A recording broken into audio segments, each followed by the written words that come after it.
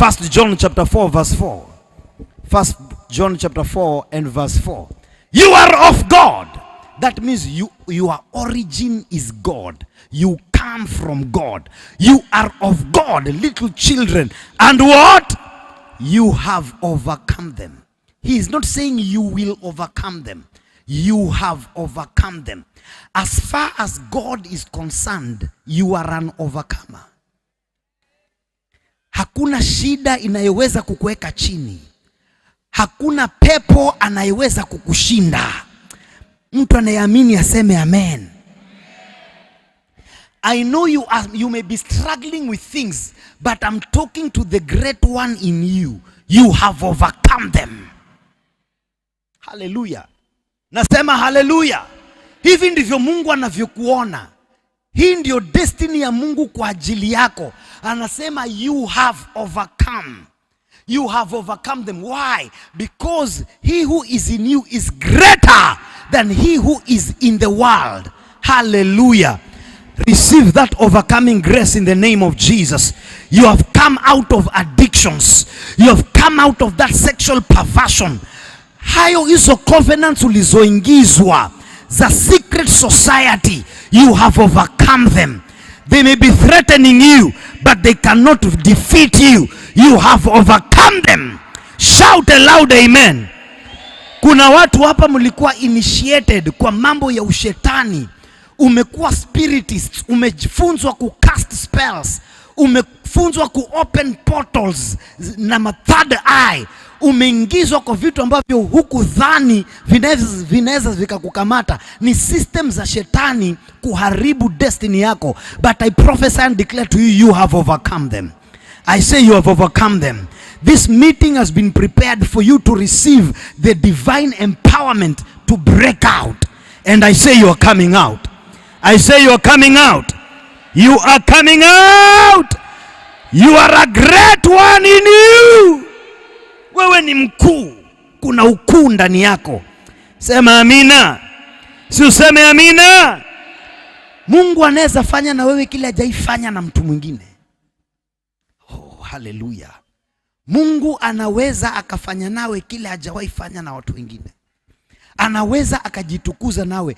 The devil is afraid of your destiny.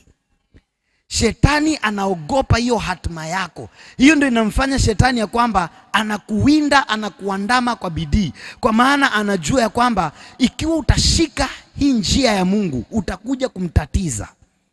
God has invested in you. Oh, hallelujah.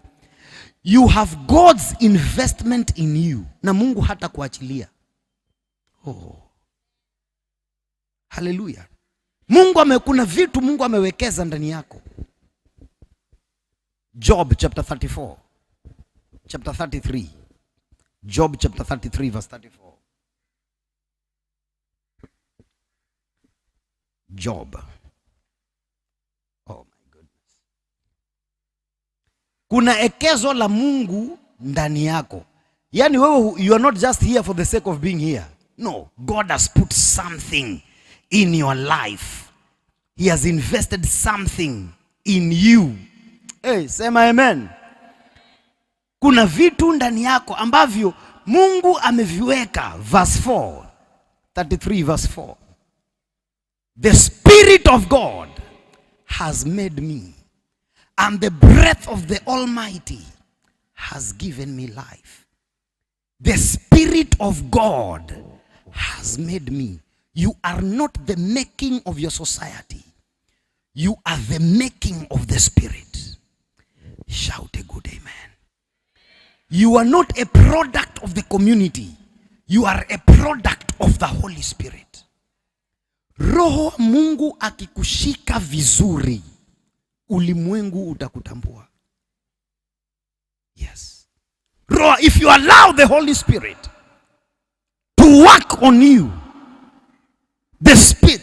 Angalia mtu vile anaongea. Job, the greatest man, the richest man in the East, see his understanding. Anasema, I am not a product of my environment. No, I am not a product of people. I'm not a product of the peer pressure. The Spirit of God has made me, and the breath of the Almighty has given me life. The Holy Spirit wants to bring something out of you.